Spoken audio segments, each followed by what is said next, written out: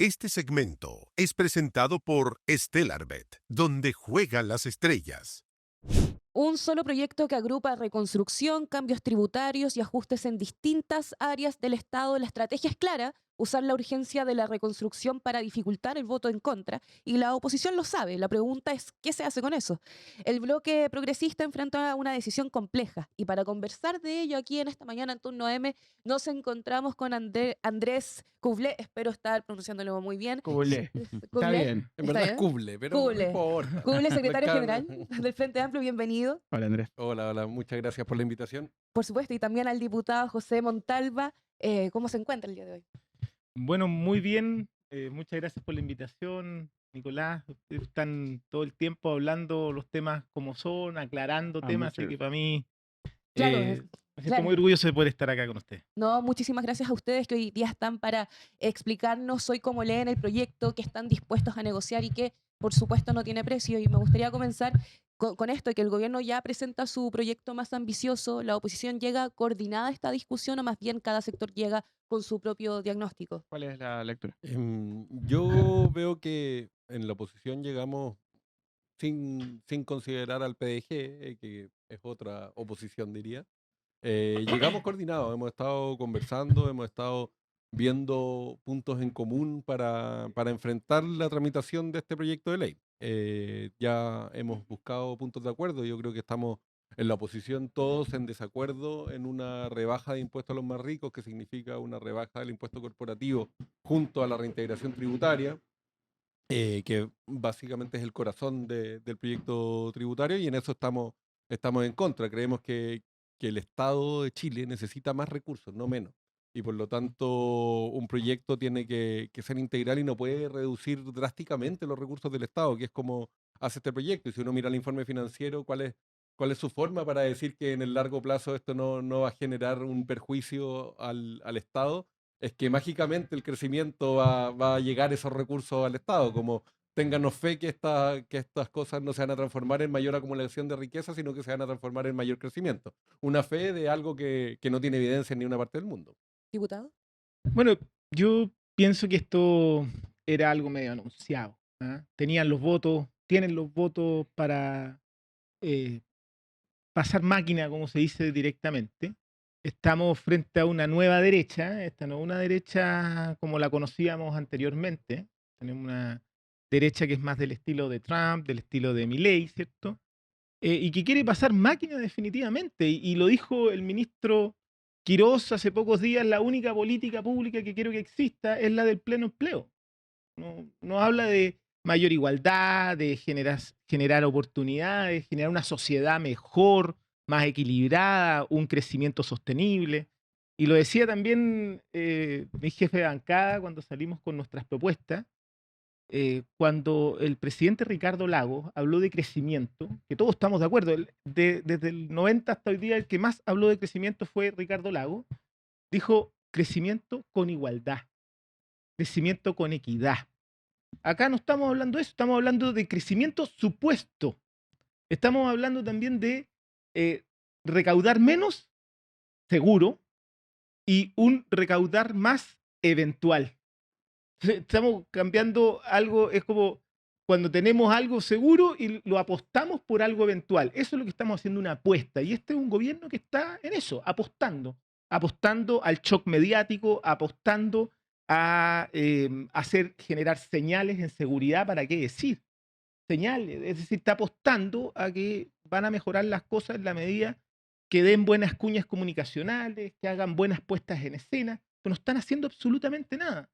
En el tema de las escuelas, ¿qué están haciendo? Subiendo las penas a quien cometa cualquier delito, como si eso hubiese funcionado en alguna parte del mundo. Entonces, yo creo que era anunciado. Hoy día vamos a tener que coordinarnos muy bien para enviar el mensaje claro a la ciudadanía de qué significa esto y ir mejorando este proyecto. Obviamente, el PDG, un partido de cosas, digamos, ofreció y pidió cosas, algunas cosas se las dieron, pero yo no veo un propósito detrás de eso.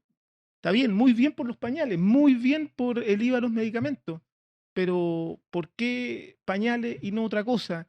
¿Por qué no el bolsillo familiar electrónico, donde se le entregan recursos mucho más dignos, las familias pueden elegir? Es decir, ¿por qué no conversamos las políticas públicas? Pero Acá, ayer, por ejemplo, Pamela Giles dio una entrevista, también viene algo en la crónica que comentamos hace un rato, que salió en antes de esta conversación entre París y Jorge Quirós, y cuentan ahí que en el diseño del PDG, Pamela Giles era la encargada de tener estas conversaciones con la oposición, Ujú. el resto de la oposición, en este caso ustedes en general, los partidos de la oposición. Y lo que dice Pamela Giles es que cuando llegó a la oposición se encontró un desierto. Como que básicamente no habían propuestas, no habían ideas de nada, no tenían nada que poner sobre la mesa, no habían ideas respecto a las propuestas del gobierno. Un proyecto que, tal como dice acá el diputado Montalva, es un proyecto que ya tiene los votos, que está aprobado. Entonces, ¿en qué va a incidir la oposición en eso? Ella dice no tenían nada y no hubo nada que poner sobre la mesa. No hubo nada, se lo Sí, pregunto a ustedes, ¿no hubo nada que poner sobre la mesa? sí, nosotros pusimos unas medidas concretas respecto a justamente la evolución del IVA, pero por vía bolsillo electrónico.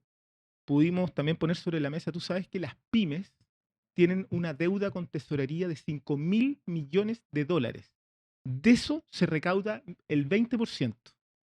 El impuesto, o más bien el interés penal que le cobran a las pymes cuando no pagan el IVA por tesorería, es del 18% anual como interés penal. Es decir, solo interés, sin contar el capital. El promedio de una pyme, ¿de qué utilidad tiene? Es entre el 9 y el 12. Es decir, el Estado le está cobrando el 18, siendo que una pyme tiene una utilidad del 12. Entonces lo que nosotros decíamos, recaude, pero con convenios más blandos que le permita a la pyme pagar en 3 años, por ejemplo. Entonces el Estado va a recaudar más, pero también le va a dar aire a la pyme para que pueda mantener el empleo, dar más empleo, crecer. No se tomó en cuenta. Tampoco lo del bolsillo electrónico para devolver el IVA. Todas esas medidas se pusieron sobre la mesa. Y en el caso del Frente Amplio hubo, porque se le acusa mucho al Frente Amplio también de ser más bien, no tener, digamos, ser parte de una oposición dialogante. A ver, yo creo que las políticas públicas no pueden ser moneda de cambio, uno no puede enfrentar la discusión de las políticas públicas en el torno de yo te apruebo esto que creo que está mal, que le hace mal a Chile, si tú me apruebas esto otro que creo que le hace bien. Creo que es un problema de cómo se enfrentan las políticas públicas. Si el gobierno cree que es bueno rebajar el IVA a los medicamentos, rebajar el IVA a los pañales, me alegro, yo también creo que es algo positivo, que lo haga.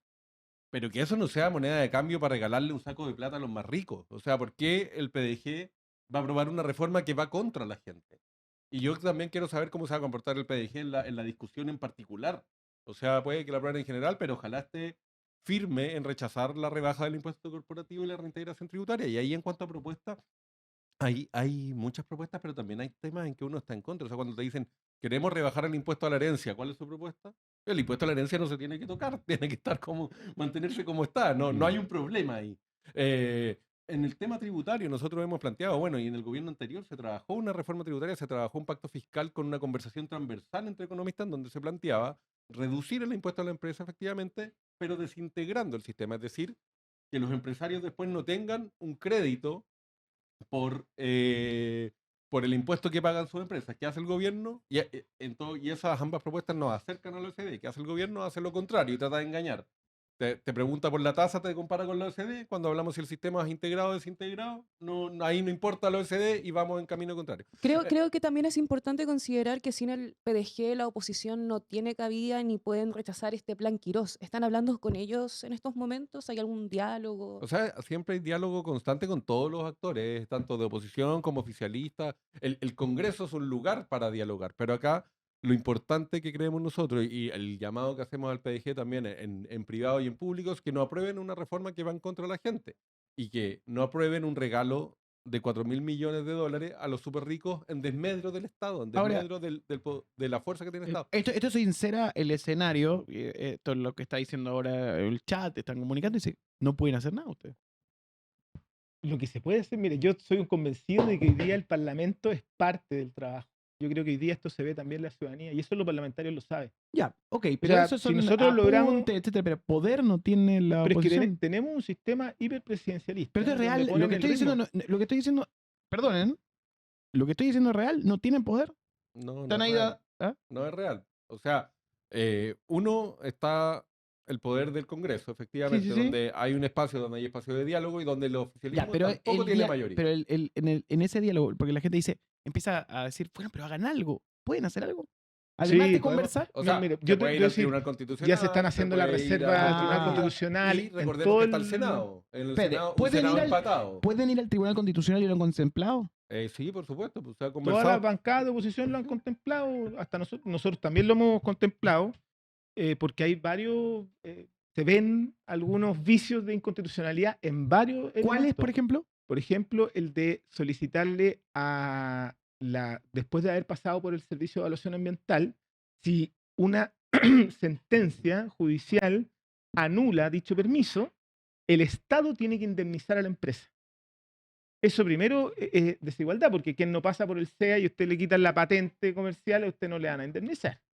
Desigualdad ante la ley. Pero también tiene, ¿por qué el Estado va a tener que pagar algo que no es, que es normal dentro de un procedimiento? Entonces eso hay que definirlo muy bien para que no vaya en contra de la Constitución. Lo otro es, el artículo 69 de la Constitución establece que debe haber una idea matriz en la propuesta. Acá no es solamente porque dicen, no, es que hay leyes misceláneas que han habido y han existido, pero esta es contradictoria. Es decir, por un lado, necesito para la reconstrucción más recursos y por otro lado, recaudo menos. Entonces es contradictorio. Necesito más recursos, pero recaudo menos. Entonces, esas dos Que el ideas... punto que hace Bloomberg, Mella, ¿no? Que dice, no da o puede generar que esto demore mucho en volver a dar. Y no solo demore, sino que es eventual. Es decir, ellos lo que dicen, vamos a recuperar en el mediano plazo mucho más de lo que estamos recaudando hoy día con esta alta tasa impositiva. Pero eso es eventual. Y de hecho, en México se hizo, no recaudó más. En Estados Unidos se hizo el 2017, tampoco recaudó más. Entonces, claro, existe una posibilidad de que recaude más, pero no tenemos la certeza. Pero lo que sí tenemos certeza es de que vamos a recaudar menos ahora vía impuestos. También otro tema inconstitucional o que es discutible, el tema de la invariabilidad tributaria. O sea, que se discuta, Claro, un Congreso actual trate de imponer algo que los siguientes congresos democráticamente no puedan cambiar. La idea de los 25 años, ¿no? Esto, la idea de los Lo cual es 25 una años. locura. O sea, y eso yo creo que es inconstitucional por todos lados. O sea, y te dicen lo vamos a hacer contractualmente, y si el Congreso siguiente quiere cambiar la tasa de impuestos, no aplicaría a los anteriores, generaríamos una distorsión en el mercado horrible. O sea, finalmente lo que quieren es una ley de amarre. Están buscando una mayoría eventual, ganar por un voto y amarrar esto a los siguientes congresos, a las siguientes decisiones democráticas del país. Eso yo creo que a todas luces es inconstitucional. Por otra parte, el plan Quirós también incluye cambios que afectan, claro, lo estábamos comentando, la recaudación fiscal, pero la pregunta de fondo es que, ¿qué Estado queda después de todo esto? Porque una vez que se apruebe, es el eje doctrinario más importante para el mundo progresista, porque si se aprueba el plan Quirós tal cual como está, ¿cuánto Estado perdemos? Que es lo que me pregunto, ¿qué capacidad de inversión se compromete con estos cambios tributarios que vamos a ver? Bastante, pero yo con creo, bastante. O sea, y creo que esa es la estrategia que está usando este gobierno, que durante campaña Kast dijo, no vamos a recortar derechos. Es una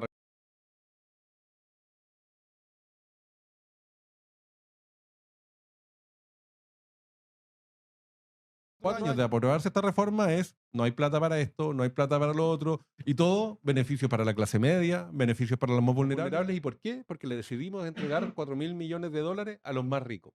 Déjeme poner solo otro ejemplo, que es el tema del empleo, que también suena interesante, subsidio al empleo, que fomentemos el empleo, pero es a las planillas actuales. O sea, ¿qué sentido tiene que un Estado que necesita más recursos le entregue un saco de plata, por ejemplo, a Walmart, por la gente que ya tiene contratada, por los cajeros, cajeras, reponedores que hoy día tienen contratado y que necesitan para generar sus ganancias? ¿Por qué el Estado, que somos todos, le vamos a regalar plata a Walmart? No tiene ni un sentido. Ahora, voy a hacer un apunte.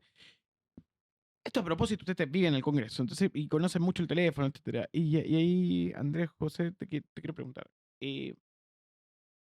Da la sensación que a la gente le hace mucho sentido en la era de la performatividad lo que hace Manucheri.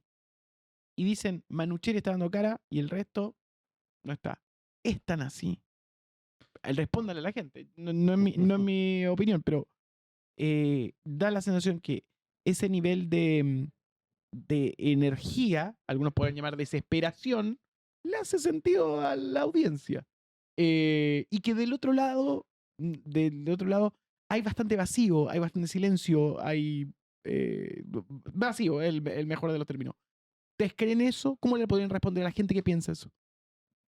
Bueno, primero yo decir que todavía estamos recién empezando este gobierno. Y este gobierno está recién mostrando sus cartas y su cara real, digamos. Entonces, hoy día hay que ver la forma de cómo coordinarnos, pero también tener un proyecto de futuro. Es decir, no podemos transformarnos en una oposición reactiva.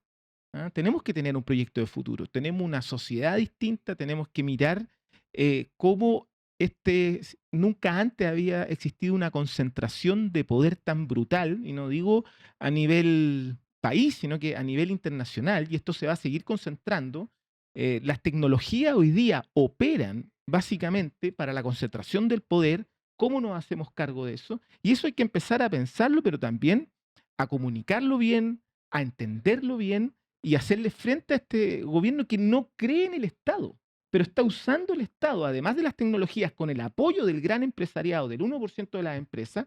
Entonces eso no es solamente decir una declaración, hay que hacer y crear un plan un poquito más sofisticado que el que hemos hecho hasta el momento. Ahora, lo que hace Manuchero y perfecto, él representa también esa frustración y es muy importante tenerla, pero no basta con eso, tenemos que hacer mucho más.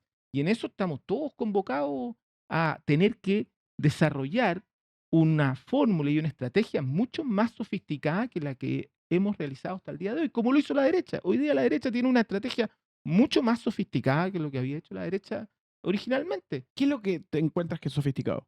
Sofisticado, por ejemplo, haber primero empezado con un discurso, haberse metido desde las redes, usando las tecnologías, haber entendido que la polarización, que el pelear, que no hablar de argumento, que el tener un libertario no era solamente el republicano, sino que además había que tener otro libertario que se trabaja coordinado, pero que son distintos partidos.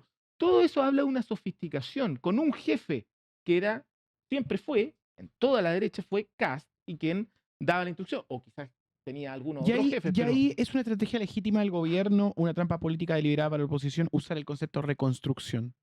Yo creo que es una indolencia del gobierno. Recordemos que cuando presentó este proyecto lo hace desde la zona afectada, lo hace utilizando una tragedia que es muy dolorosa para mucha gente, tanto para quienes la vivieron como para el país completo, y usar ese dolor para tratar de pasar una reforma tributaria totalmente ideológica, yo lo encuentro indolente, encuentro que no hay empatía, porque efectivamente las personas damnificadas tienen esperanzas, tienen ilusiones, tienen expectativas de que se les entregue respuesta, y esas respuestas no dependen de este proyecto de ley. Si bastaría con que el gobierno diría no vamos a hacer los recortes del 3% en vivienda como lo vamos a hacer en todos lados, y tendría recursos para la reconstrucción.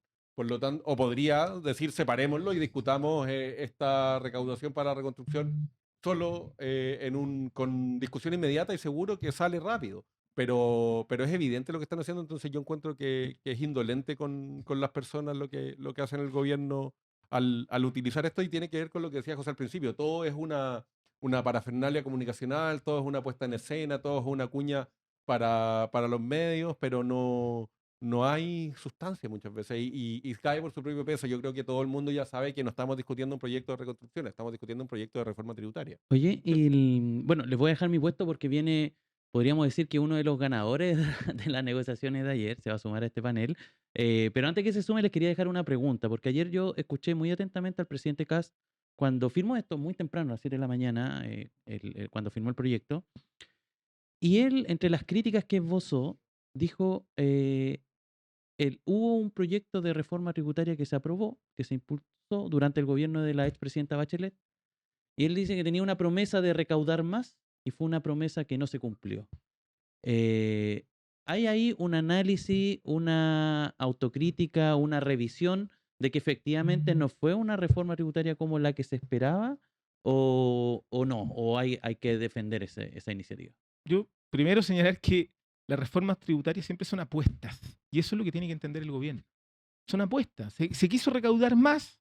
Claro, aritméticamente hoy día podemos decir, ¿sabe qué nos recaudó más? Bueno, hagamos otra reforma. Esta también es una apuesta. Acá nos dicen que va a crecer del 2%, van a crecer al 4%, van a crecer por lo menos al 3% y al 4%. Es una apuesta. En muchas partes del mundo, bajo estas mismas exactamente estas mismas reglas, no han subido. De hecho, la carga impositiva ha ido bajando en la OCDE y eso no ha logrado que esos países crezcan mucho más. En el caso, claro, dicen siempre el de Irlanda, pero Irlanda tiene un sistema distinto. Primero, no es integrado.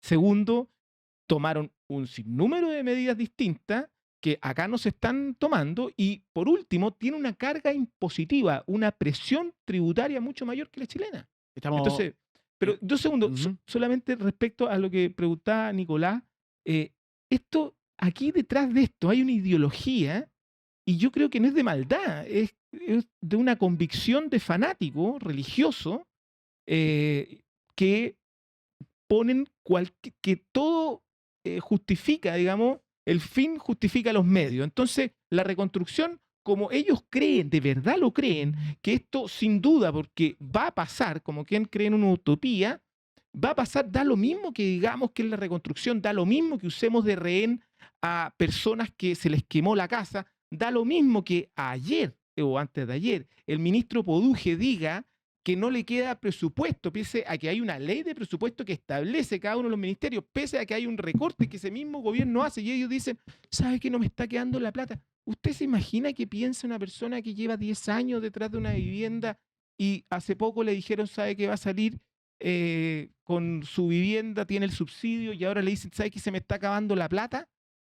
Y tienen que aprobar este proyecto que en realidad es un porcentaje mínimo lo que habla de reconstrucción. Hoy estamos en vivo con una pequeña conversación. Pero antes de pasar a la sí. conversación, me gustaría hacer una última pregunta antes de pasar al siguiente bloque. Es si el gobierno acepta modificar estos 3 puntos más sensibles, que sería contribuciones. No, sí sé que se quedan. Es solamente antes de pasar al tercer invitado que se va a sumar al panel. Vuelvo a la pregunta. Si el gobierno acepta modificar los 3 puntos más sensibles que hay entre contribuciones, RCA y gratuidad, ¿el Frente Amplio en esta oportunidad podría abstenerse o más bien va a apoyar parte del proyecto? ¿Cuál es la O posición? sea, yo creo que el punto más sensible y el corazón del proyecto tiene que ver con rebaja del impuesto corporativo más reintegración. Eso, o sea, ni un proyecto que tenga esas dos cosas juntas va a tener nuestros votos. Rebaja el impuesto corporativo, ok, si se desintegra el sistema como se propuso en el gobierno anterior. Contribuciones también, o sea, no hay posibilidad que desde nuestro sector creamos que es bueno a esta exención general a las contribuciones a mayores de 65 años cuando los mayores de 65 años que tienen bajos ingresos ya están exentos, ya sea porque tienen viviendas que no pagan o porque hay beneficios para mayores de 65 años que tengan ingresos menores a $1.000.000 de pesos. Em, y, y el tema del subsidio laboral, si es a la planilla actual de contratado y no excluye a las grandes empresas, tampoco tiene mucho sentido que veamos un Estado que necesita más recursos entregándole plata a las grandes empresas por la gente que ya tienen contratada, como decía antes. Entonces ahí hay algunos puntos críticos. Y bueno, el proyecto trae hartas cosas más que podemos discutir en detalle, pero esas tres a mí me parecen críticas y líneas rojas.